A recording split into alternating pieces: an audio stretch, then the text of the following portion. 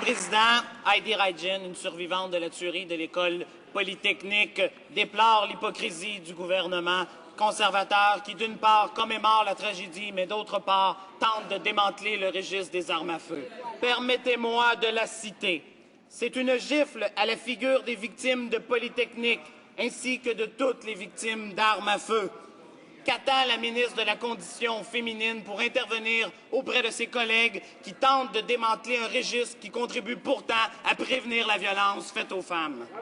Honorable secrétaire parlementaire. Monsieur le Président, les membres de l'opposition devraient avoir honte d'avoir joué des jeux politiques sur le dos de la mort de femmes.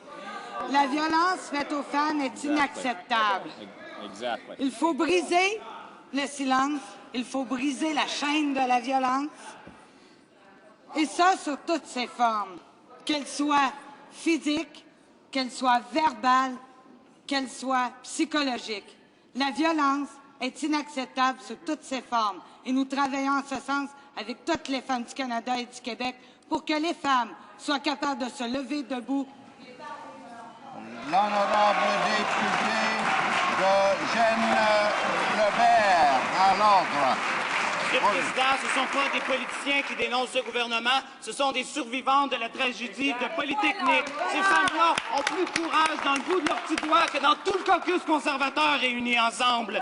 Nathalie Provost, l'une des victimes par balle à la Polytechnique, s'étonne que 20 ans plus tard, on se remette en cause la nécessité de contrôler le registre des armes à feu. Elle se désole que le gouvernement soit si attentif au lobbyisme des armes à feu, mais si peu à l'écoute des groupes qui luttent pour éradiquer la violence. Pourquoi ce gouvernement s'entête-t-il à vouloir démanteler le registre des armes à feu? L'honorable secrétaire parlementaire de la Condition féminine. De ce côté ici de la Chambre, nous avons en tête la violence faite aux femmes.